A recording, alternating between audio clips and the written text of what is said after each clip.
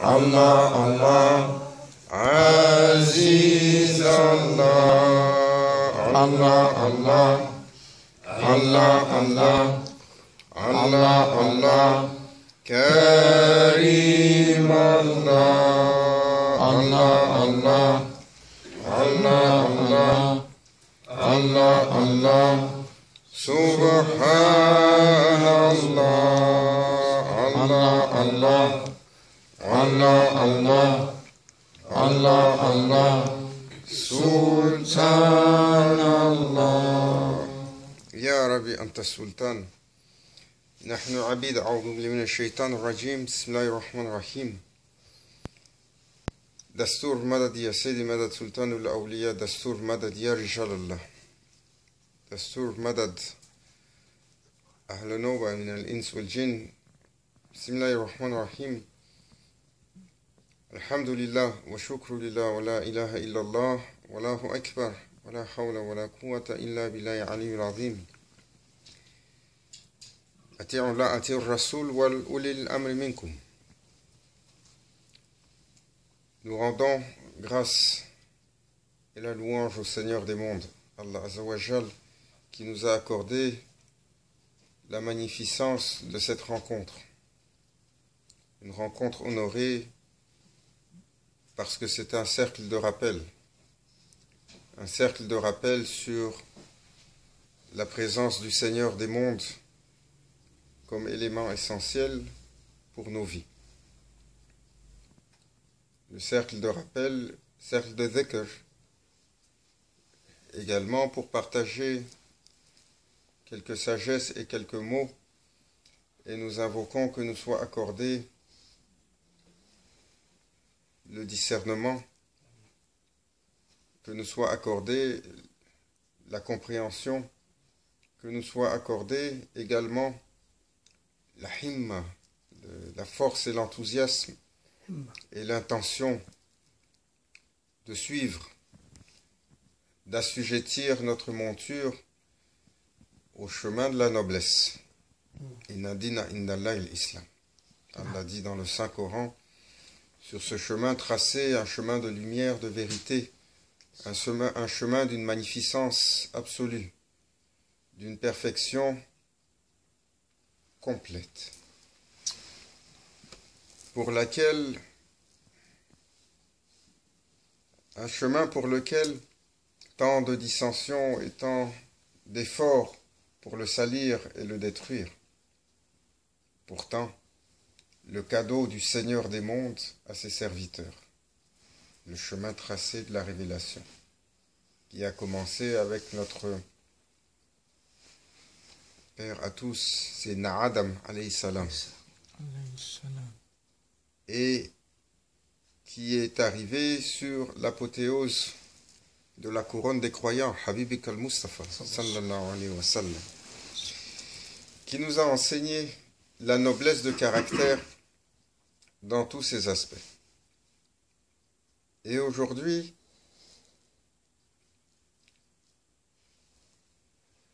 nous avons tant de dissensions, tant de séparations, au nom de la différence, au nom de la compétition, au nom du chemin de l'obscurité, le chemin du shaitan.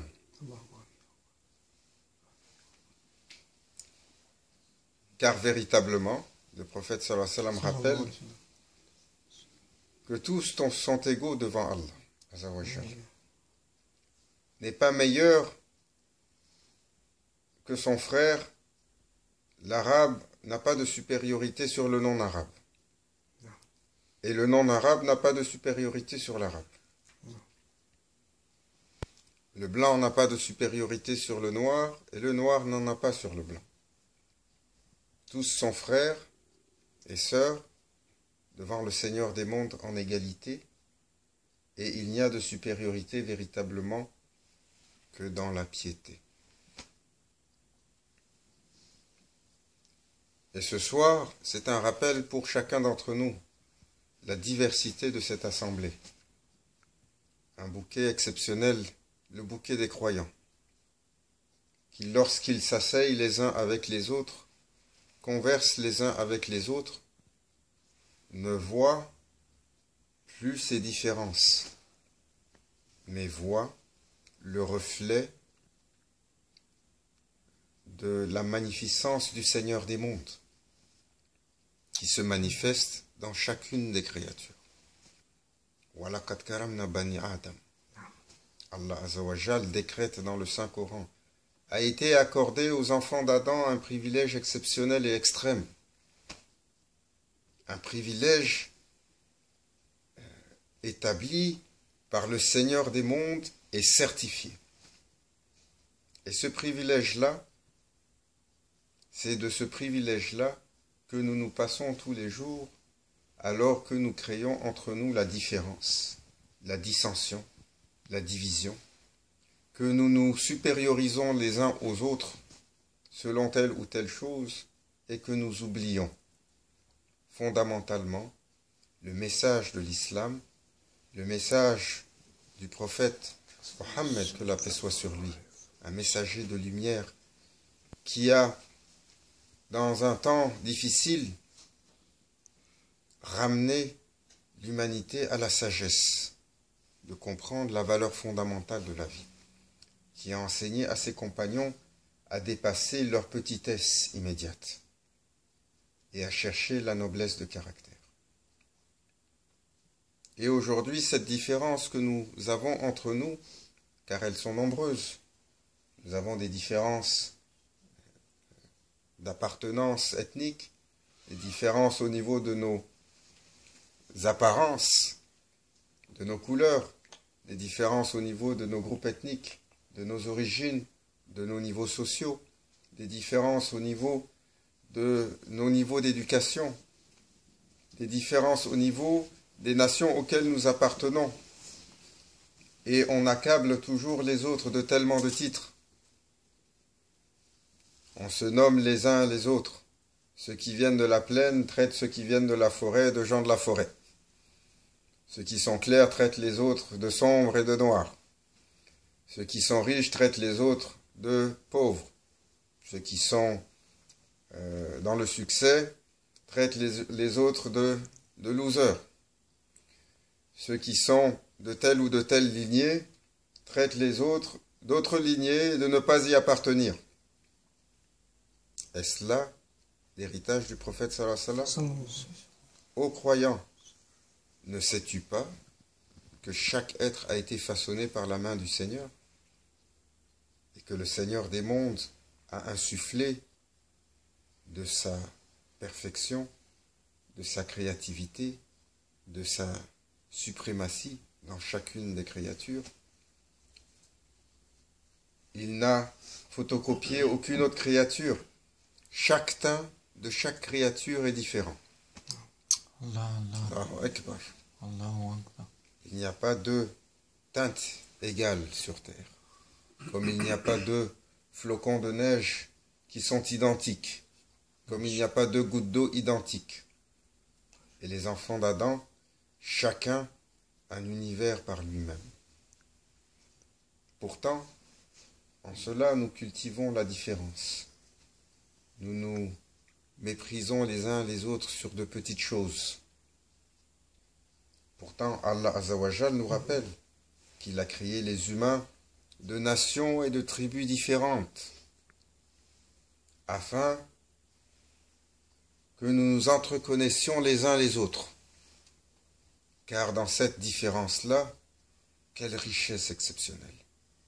Dans cette différence-là, quelle beauté exceptionnelle! Ce sont des principes simples qui sont si durs à appliquer. Nous nous posons la question aujourd'hui, comment sommes-nous aptes à accepter la différence de l'autre? Suivons-nous l'exemple du prophète sallallahu alayhi wa sallam?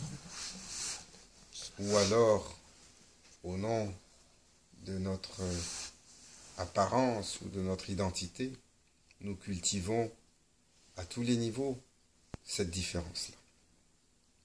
Posons-nous la question, accepterions-nous que nos enfants soient mariés à d'autres que ceux qui nous ressemblent?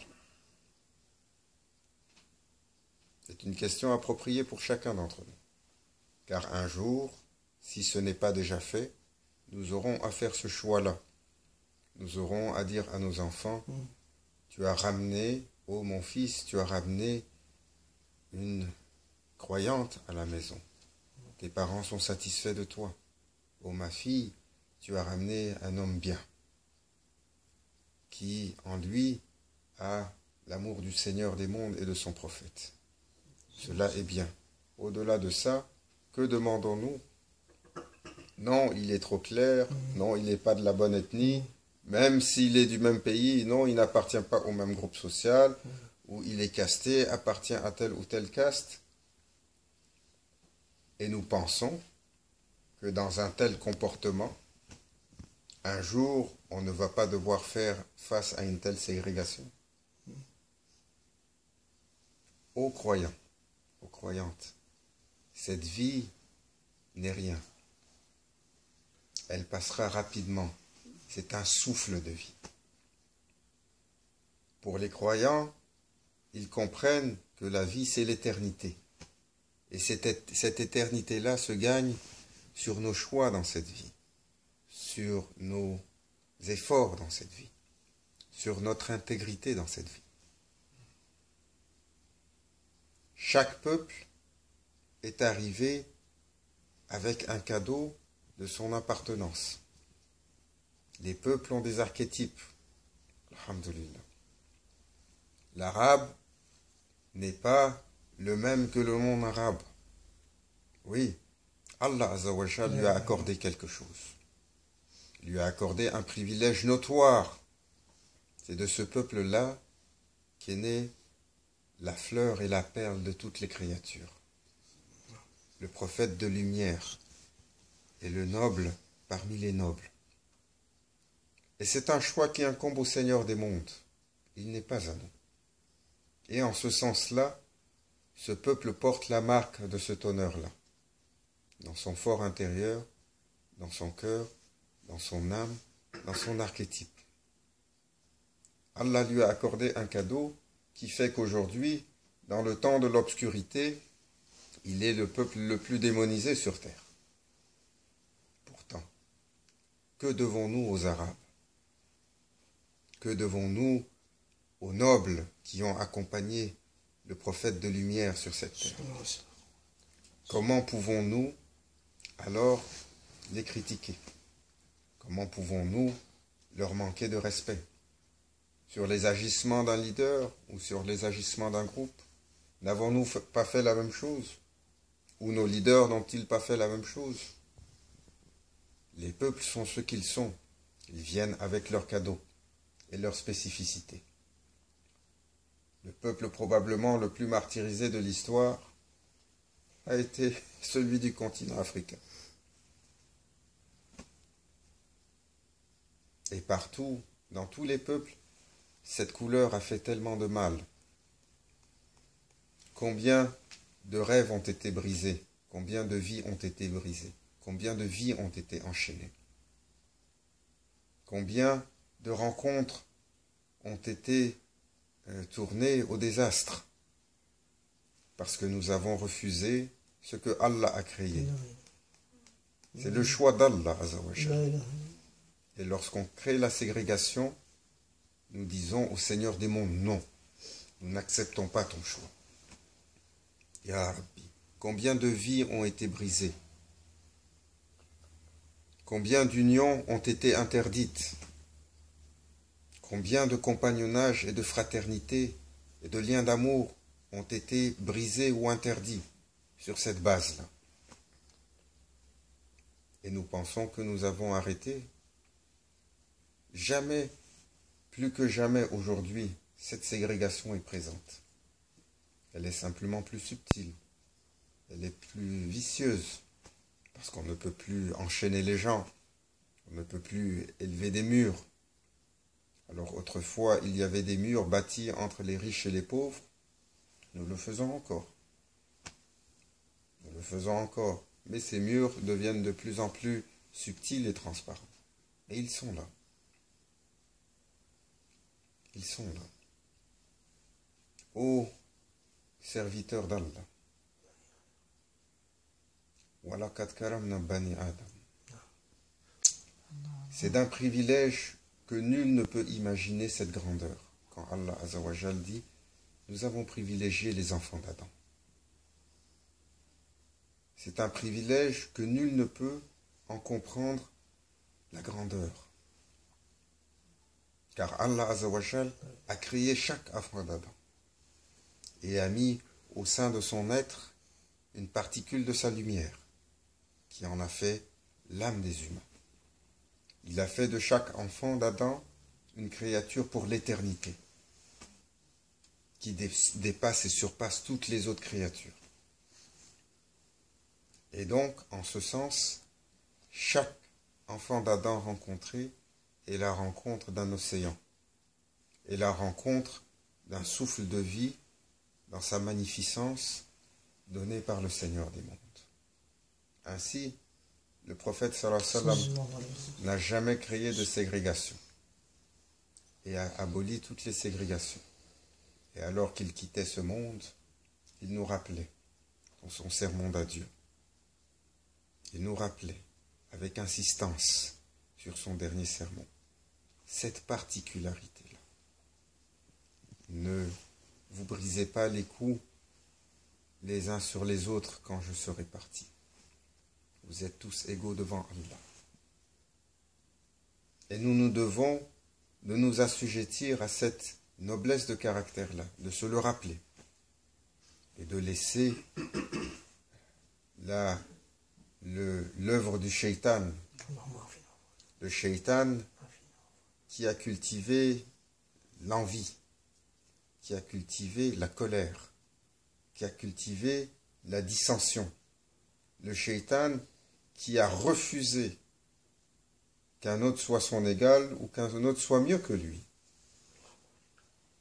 et qui de cela a forgé son caractère dans le déchirement, dans la différence, dans l'obscurité, qui a insufflé ce souffle de séparation.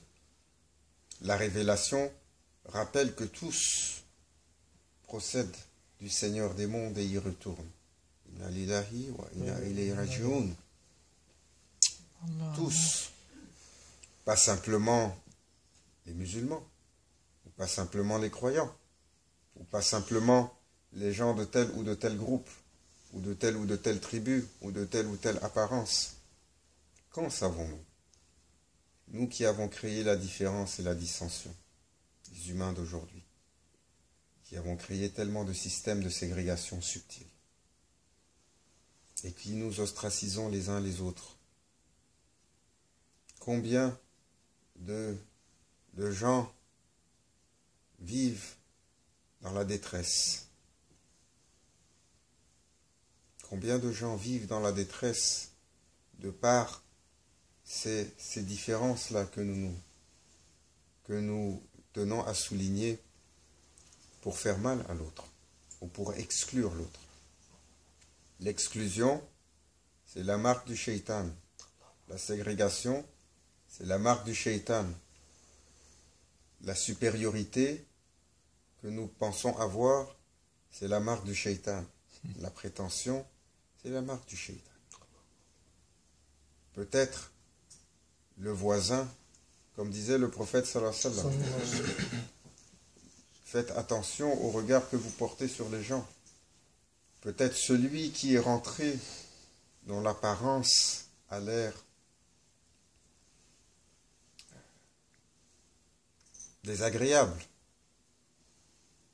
presque sale, dans son apparence, dans son habillement, ou dans sa propreté. Faites attention, le prophète sallallahu alayhi wa sallam disait, vous ne savez pas qui est qui aux yeux d'Allah. Peut-être sur lui repose le secret de l'invocation exaucée. Peut-être celui qui est rentré, que tout le monde méprise, que personne ne veut regarder, peut-être, s'il demande, Allah acquiesce. Qu'en savons-nous? Ahl al-Safa, ils étaient 80 compagnons, les compagnons du banc, on les appelait. Et parmi eux, c'était des gens de la contemplation. C'est un état de contemplation. Parmi eux, il y avait des gens qui étaient complètement détachés de ce monde matériel-là, qui avaient qu'un morceau de tissu pour les vêtir, et qui étaient toujours assis à l'entrée du prophète sallallahu alayhi wa sallam, à l'entrée de sa demeure, et qui passaient tout leur temps en contemplation, en récitation, en méditation et en prière. Et nombreux d'entre eux n'avaient pas l'apparence la plus agréable. Et le prophète sallallahu alayhi wa sallam les a reconnus, a rappelé jusqu'à quel point on devait les respecter et les honorer. Car chez Allah, ils étaient inscrits au-dessus des autres pour leur état de cœur. Les plus grands compagnons du prophète sallallahu alayhi wa sallam, l'un était abyssinien, c'est Bilal Habasha.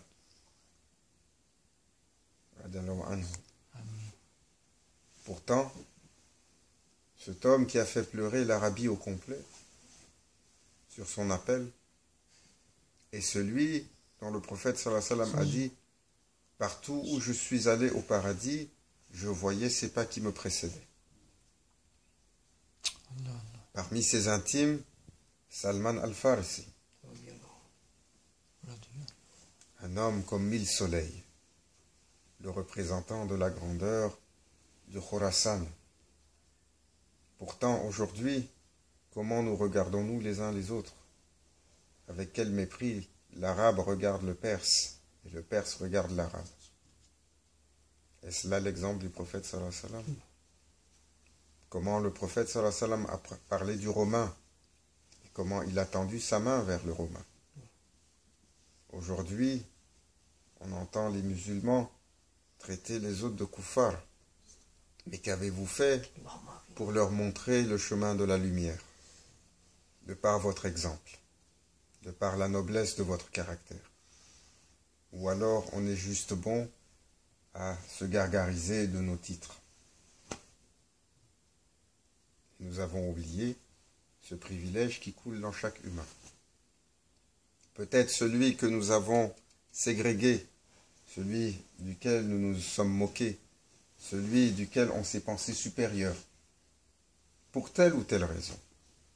Peut-être c'est par sa prière que nous sera accordé le paradis, peut-être c'est par sa prière que nous sera accordé l'intercession, peut-être c'est par sa prière et par son regard que nous serons pardonnés et exaucés l'entrée au paradis. Qu'en savons-nous? Nous ne le savons pas. Et un jour, nous serons tellement honteux les uns les autres de ce que nous avons accompli sur terre, de ce que nous avons fait et de ce que nous n'avons pas fait. Regardez les uns les autres avec amour. Regardez les uns les autres avec le regard de la foi. Et ne criez pas la différence. Allah Azza wa Jal nous a créés par amour. Nous a créés différents. Par un signe de sa générosité absolue. Et de sa magnificence.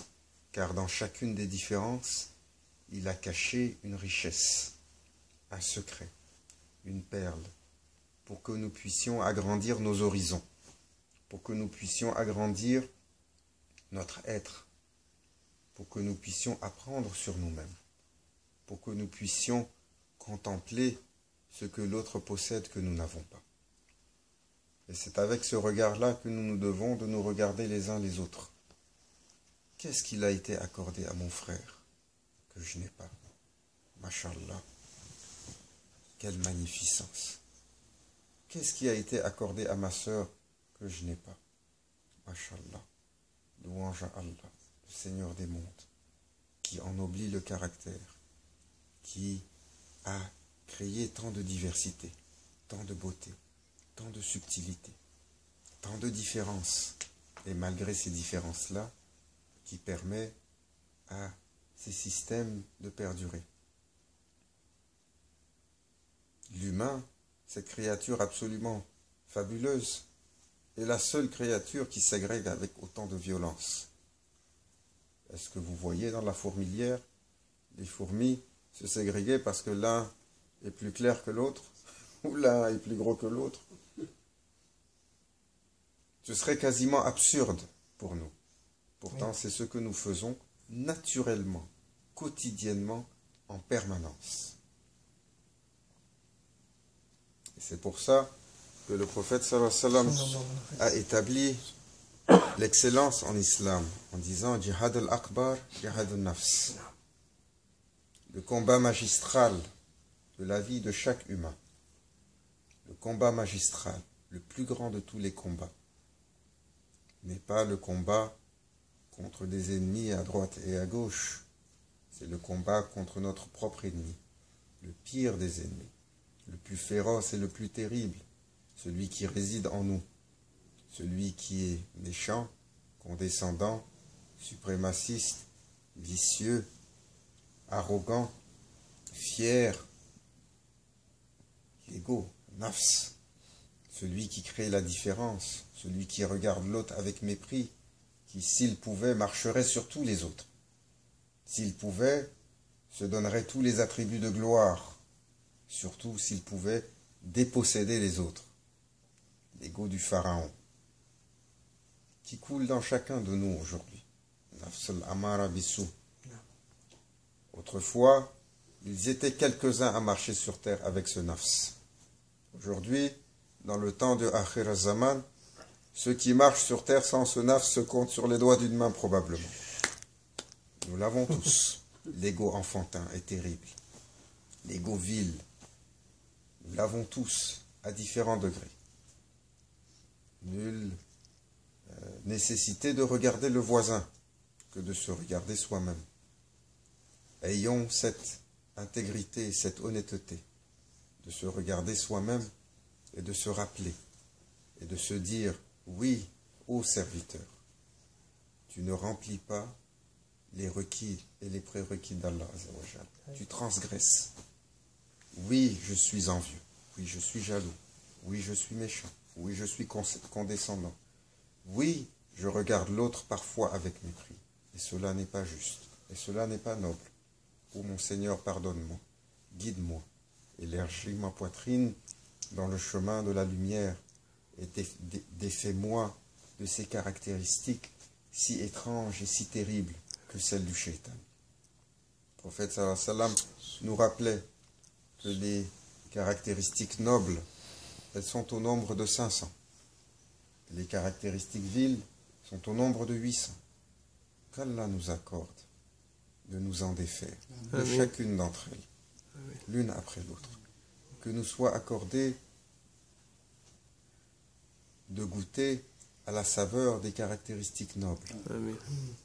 Que nous soit accordé de tenir fermement la corde d'Allah Azzawajal et de ne pas se séparer. Amen. Que nous soit accordé d'être parmi les croyants, Amen. ceux desquels le prophète sallallahu alayhi wa sallam a dit est croyant, celui duquel ou de laquelle personne ne craint ni la main, ni la langue. Sommes-nous ceux-là? Combien de fois avons-nous fait mal à l'autre par notre langue? Aujourd'hui, posons-nous la question. Combien de fois avons fait nous mal à l'autre, avons transgressé l'autre par notre main dans notre vie? Juste aujourd'hui, posons-nous la question. Et au lieu de regarder l'autre avec hauteur, il faut se rappeler que le pire ennemi est à l'intérieur de nous. Que nous soit accordé l'ouverture d'abattre cette créature terrible, un nafs. Et que nous soyons réunis tous ensemble. Nous prions et nous invoquons que tous les enfants d'Adam soient reçus dans la lumière d'Allah Azzawajal, dans sa miséricorde, Amen. dans son pardon. Amen. Que tous soient guidés sur le droit chemin. Amen. Nous ne voulons pas, Ya Rabbi, qu'un des enfants d'Adam soit laissé en dehors du paradis. Amen. Ce serait trop pour le shaitan comme victoire. Le prophète sallallahu alayhi wa sallam a dit, si un est exclu du paradis, le prophète sallallahu alayhi wa sallam a dit, ce sera une trop grande victoire pour le shaitan. Sommes-nous à mesure de le faire? N'est pas croyant celui qui ne veut pas pour son frère ce qu'il veut pour lui-même. Que voulons-nous pour nous? L'accomplissement, la satisfaction d'Allah Azzawajal, le paradis, Al-Firdaus, et voulons-nous ça pour l'autre? Questionnons-nous véritablement. Questionnons-nous véritablement. Est-ce que nous voulons ça pour l'autre? Regardons autour de nous. Est-ce que celui que je n'aime pas, j'aimerais le voir en avant de moi marcher au paradis? Est-ce que celui qui m'a blessé, suis-je prêt à invoquer pour que Allah Azzawajal le pardonne? Est-ce que celui qui a transgressé, est-ce que je suis prêt à vouloir, à désirer? Quel est le meilleur des exemples de la création? N'est-il pas le sceau des prophètes? Sallallahu alayhi wa sallam. Quelle a été sa première parole et sa dernière parole? Quelle a été sa parole de chaque instant? Quel a été le souffle de son désir à chaque moment? Ummati, ummati wa ummata. En a-t-il exclu un seul? Son cœur battait par amour pour chaque créature, sans exception. Suivons-nous cet exemple-là? Et nous prétendons être des musulmans, alors que nous créons la différence. Qu'Allah Azzawajal nous guide. Amen. Qu'Allah Azzawajal nous amène sur l'unité. Amen. Qu'Allah Azzawajal abaisse ces barrières que nous montons les uns envers les autres. Allah Azzawajal nous accorde le bien en cette nuit. Amen. Par la grâce du prophète sallallahu alayhi wa sallam, Sallallahu alayhi wa par l'honneur et le regard des gens de la réalité. sallam. Satan Sultan al-Awliya Sheikh Mohammed Nazim al-Hakani al-Fatiha.